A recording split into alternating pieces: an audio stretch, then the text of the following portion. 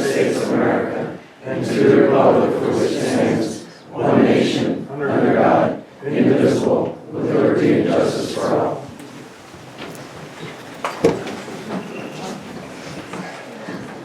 What I'm going to say before we even get started is anybody who's going to talk is going to hit this podium and talk. If you talk without hitting the podium, we shut the meeting down, we're done. All right? Ms. Lisa, would you like to read the statement? So we're going to start off with a statement from, obviously us, the township supervisors, to kind of level some playing field here from our perspective. So this is a statement from us about the financial reporting of the Upper Frederick Fire Company. In 2023, Pat Corcoran resigned from the Upper Frederick Fire Company and submitted a resignation letter to Upper Frederick Township. Chief Corcoran stated that purchase decisions were being made and changed without the knowledge of all leadership. In early 2024, Jeff Steigelman told the Upper Frederick supervisors that he believed Pat Corcoran might have done fraudulent transactions, a statement he since has walked back. Following Mr. Corcoran's resignations, Township Manager Tracy Tackett, in a meeting and by email, requested required state financial documents from Upper Frederick Fire Company. The Upper Frederick Fire Company gave financial statements to the township in response that were neither audited nor an itemized list of expenditures as required by law. A review of township records showed that Upper Frederick Fire Company had never previously submitted these records as required by state law. After receiving the allegation, the Board of Supervisors asked the Upper Frederick Fire Company to come into compliance with the second-class township code and report all transactions against tax funds provided by the township for the last 10 years. In December of 2025, the Board of Supervisors agreed on a deadline for the Upper Frederick Fire Company to provide these documents within 2 weeks by close of business on 12/23/2025. At 4:59 p.m., Assistant Chief Jason Parkins submitted partial records for the years 2022 through 2025. A review of these documents showed there was missing documentation and that not all taxpayer funds could be accounted for or reconciled. Upper Frederick Township Board of Supervisors asked for the documentation for the years 2016 through 2021, which was provided on February 6, 2026 in hard copy. An email was sent by the township manager saying there was a tentative review only and a further complete review was needed by the Board of Supervisors. Further review was completed and identified discrepancies and the need for additional documentation, which was then requested on February 27, 2026 by email from the township manager. Up to this point, the township had requested documents related to the transaction history for the general fund of Upper Frederick Fire Company. This fund received 2 transfers of taxpayer funds in the total amount of $25,000. The township had also requested transaction history for the tax fund for 2016 and through 2021. Transaction history for that tax account was already provided for years 2022 through 2025. While waiting for the additional documents, there was a meeting with the Upper Frederick Fire Company President, Treasurer, and Township Supervisor and Township Solicitor, as agreed to in the February 2026 Board of Supervisors meeting. Several discrepancies were discussed during the meeting that involved transfers from the tax account to the general account. These included checks written for more than the amount transferred and the amount transferred not matching the amount of the initial deposit.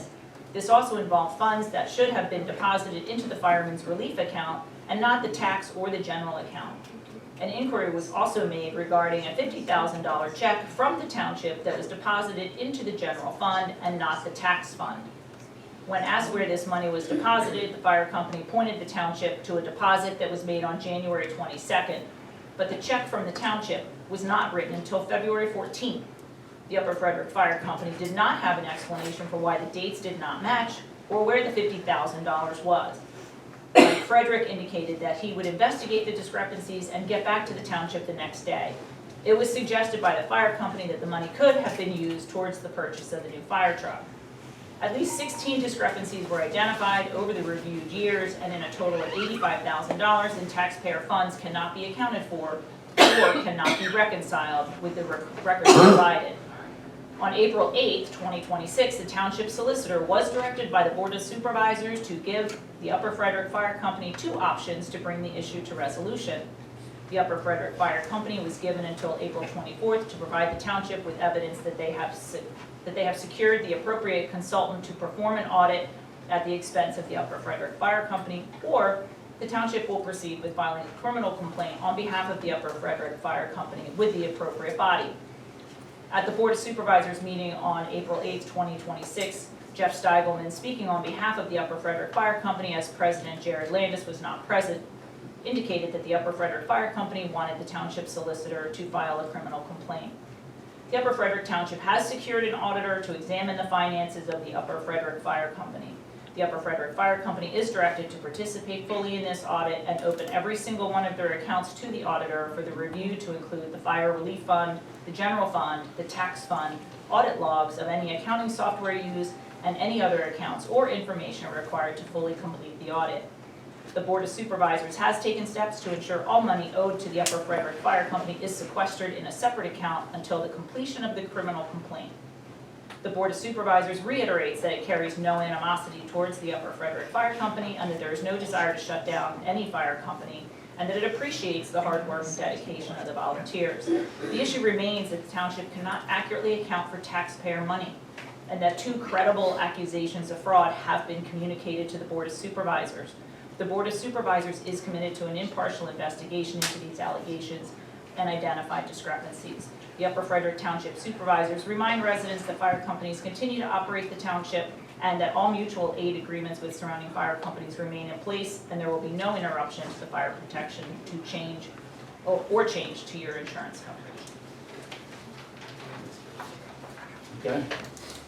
Aaron, you want to go with what you have here? In the statement, there were 16 discrepancies notified. These are these 16 discrepancies. Starting in check 1002 in 2016, there was a check without a readable date and was unable to be corroborated with the records that were provided. Again, for the years 2016 and 2021, we do not have transaction history that would have allowed that to happen. Check 1004, again, had a similar problem where the invoice date and the check date were out of order. The check was written before the invoice. Check 1006, the check again was not readable, and the dates could not be corroborated, and there was no supporting evidence in transaction history. For check 2018, there was a $10,000 check written. On the check written, the description said it was for a CD. There was no invoice or information on the CD given, and there was no accounting for when that CD matured or where that money was transited once it did mature. Check 1021. Again, there was a large date discrepancy. This could be just, an issue of not writing the checks, when they came in. But the invoice is dated approximately 2 months before the check was written to pay for the invoice. Check 1023 had a similar issue with a large discrepancy in the date. It was about 3 months behind. Check 1027, again, check predated the invoice according to the records that we were provided. Check 1037 was not ever recorded in the detailed dates in the monthly record, and there was no invoice given for that check to be able to say what that check was issued for and when. Check 1040, again, this was a large discrepancy. Invoice identified for that check was in September and it wasn't paid until late November. Check 1047, again, it basically had a large date, and this might be something else as an issue here, but it was identified as an abnormality. Check was written on 4/8, but it was not cashed until 5/7, almost a month later. Check that 1057. Again, this was reported in the wrong year in the accounting software. This should have been recorded in 2019, but was recorded in 2020. Check 1063. Again, we have about a 3-month span between issuance of the invoice and payment. Usually we think a well-operating machine, a financial machine, would pay the invoices as they come in on a monthly basis, especially with monthly meetings. Check 1070 was not entered into the accounting software until the date it cleared. That's very unusual. Again, it could be an error. again, could be consolidated with the transaction history from Univest from 2016 and 2021 as requested. Check 1073 had another large discrepancy. This one was actually with the clearing date. The check was issued in early February and was not cashed until July. So there's a question about why that check was outstanding for almost 5 months. And that brings us to the $50,000 transaction. I don't have that identified as that was previously identified, and Mr. Karoff will be talking about this. We also have check 1086. We were told that this was for the purchase of the Jeep Gladiator, but we received no documentation. They asked what that was used for. We don't have an invoice for the Jeep Gladiator. And then check 1091. This was flagged, and this needs to be better recorded. Basically, we were told that this was a check written to correct a uniform issue with the Fireman's Relief Fund, but that wasn't correctly documented for why that money was taken out, and any findings from the Fireman's Relief Fund to support that. And these findings were given to our solicitor, Vicky Kusto, as directed by the Board of Supervisors. Bill? You have anything you want to say? I'm just going to read you the notes. We had a meeting on March 11th. April 11th. Excuse me? April 11th? March, that's wrong. We're in April. This is, oh, sorry. This- Okay, March 11th, we had a meeting downstairs with the fire company representatives. I'm going to read you the notes from that meeting. The fire company tax account reconciliation, the meeting focused on reconciling the fire company's tax account, which has lacked audits or reports for the past 10 years. Participants included myself, Lee Garofalo, Supervisor, Vicky Kusto, Township Solicitor, fire company representatives, Gary Landis, President, Amanda Colton, Acting Treasurer, and Mike Frederick, former Treasurer. Financial transfer discrepancies. $5,000 transfer on April 14th, 2025. The $5,000 transfer was made from the tax account to the general account, number 1164. It was reportedly used for 5 checks dated from March through June, totaling $5,377.95. Questions were raised about the mismatch in amounts and why the funds were transferred instead of paying vendors directly from the tax account. $20,000 transfer on July 8th, 2024. $20,000 transfer was made from the tax account to the general account, linked to 7 checks totaling $20,006.11. Raising similar questions why the transfer practices instead of writing checks out of the tax account to pay directly to the vendor, which is your normal accounting procedures. $25,000 deposit and transfer, December 2022, January 2023. A deposit of $25,734.25 was made to the tax account on December 6, 2022. On January 9, 2023, a transfer of $25,684.68 was made from the tax account to the general fund, claimed as a correction for a deposit made in error. It was questioned why correcting entry was not exact amount, and if the funds were Fireman's Relief funds, why did they not go back to Fireman's Relief? Missing township checks. Township checks totaling $71,097.42 between 2016 and 2020 were not found in the tax account records. These funds were noted for radios and uniforms, but it's unclear if they were paid directly to vendors on the fire company's behalf. These funds were not reflected as financial support from the township, which contradicts statements made to the Office of Open Records by the fire company that said it does not rely on township contributions. $50,000 check issue. Several checks written to the fire company were not found in the tax account, including a $50,000 check dated February 14, 2020. The fire company claimed that this $50,000 was part of a larger $53,298.42 deposit shown on their QuickBooks report for that date. That is the story the fire company stood by. Univest bank statements show the $53,298.42 deposit occurred on January 22nd, 2020, 23 days before the check was issued. The discrepancy suggests QuickBooks date was deliberately altered from January 22nd to February 14th to support their explanation. Information gaps and investigative requests. The fire company has not provided the requested Univest transaction history. Due to the suspicious activities and the appearance of a cover-up, it suggested that the matter be forwarded to the proper authorities for a forensic investigation.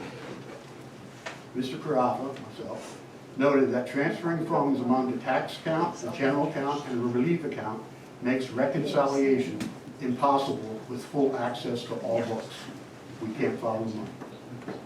The fire company is legally required to provide an itemized account of how tax dollars are spent, but cannot do so under the current system. Next suggested steps are the fire company should provide, or the fire company is to provide an explanation of why they told the township a fictional accounting of the $50,000 check, and how the date got changed on the QuickBooks statement, and who changed it. The fire company to provide Univest transaction history for the tax account, general account, and relief account for the past 10 years to enable reconciliation. The fire company to explain the rationale of transferring funds from the tax account to the general account instead of paying vendors directly, which would allow for a very simple reconciliation. The township solicitors review the findings, determine whether to refer the matter to the proper authorities for a forensic audit. The pattern of behavior combined with the refusal to provide complete transaction histories and the backdrop of the allegations of funds misuse paints a picture of either gross incompetence or deliberate cover-up. Whoa. We are at an impasse where trust is broken and taxpayer money is unaccounted for. With full disclosure from the fire company, we have a fiduciary duty to escalate this to proper authorities for a formal investigation. Those are the findings. Since I myself am always accused of wanting to close this firehouse, where I have a personal vendetta, I removed myself from the entire process. I have never stated I wanted to close this firehouse. I've never once heard anybody on this board state it. The manager can tell you himself, no one's ever talked of it. What I do constantly see on the internet here is political banter back and forth. It's just never stopped. And I keep trying to tell you guys, you're running this in a terrible direction. So for me, how this started for me was, I reached out to Mr. Corcoran after his resignation on Facebook, and I told him there's no problems with me. I have no animosity towards anybody. He had put out some information on social media, which raised public concern for me for public safety and fireman safety. So I reached out to him for that. Really never went anywhere. But I told him in my messages that I should be sharing with you, even back then, my goal was to reach out to you and see how I could help you. That's a fact, and that's dated long before I took this seat. I met Mr. Hanson over here at his house. I met Mr. Hanson here at his house while I'm running for office and tried to detail how the ways I wanted to help him. I wanted to reach out to you guys because of the whole environment through the election process was just ridiculous. So Pat's resignation did not kickstart this. I didn't take it because I was afraid some people would feel like Pat was disgruntled and you know, just saying things to get the firehouse in trouble. I understand he resigned, you know, a little bit of sour terms. What he does say in his resignation was, it was a difficult decision, but ultimately the wasteful spending of taxpayer money and putting luxury purchases above the safety of the firefighters is something he couldn't do. I can say the same thing. I read in his resignation where scout packs were needed and we bought a vehicle. I'm not part of the firehouse. I couldn't tell you what happened there. But I do know it bothered Mrs. Tackett, who was our township manager then.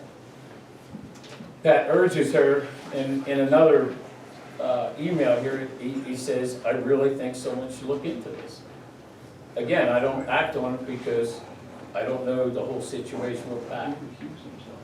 Mrs. Tackett reaches out, and I guess I have an email here from Mr. Landis, who says that he's, in this email, he gives her the 2022 Upper Frederick Fire Company audited financial statement. The problem is, in the audit itself, or in the statement, it says this is not an audit, and it's far from it. So I believe Mrs. Tackett was on to something. She's looking for information. So I went back, and I got them all right here, back to, I think, 2015. And there's never been an audit, ever. It's always just a financial statement, which is grossly short of a financial audit. It's come into question on Bill's side, Mr. Wallizer's side, they're concerned with the accounting practices. Bill was worried, why can't we find out who made these journal entries? It was suggested, can we say it went to a fire truck payment or a purchase of a fire truck? That set off alarm bells with the solicitor, because you can't just go and do that. That's something completely different, that it's illegal. You can't just go manipulating your books. So again, we tried to talk with Miss Amanda, but we kept getting Jeff and Jared, or Jeff and Mr. Parkins, and I couldn't figure out what the role would be for a treasurer of the fire company. So I looked it up, and it basically says it receives, deposit, records all funds, tax allocations, fundraising proceeds, donations, grants, maintains checking, savings, investment accounts, ensures funds are used only for authorized purchases. And it goes on, bookkeeping. I mean, I could give you all a copy if you want. But I'm just stunned that we couldn't just provide this information. I tell everybody this is the most transparent representation we've ever had in this township.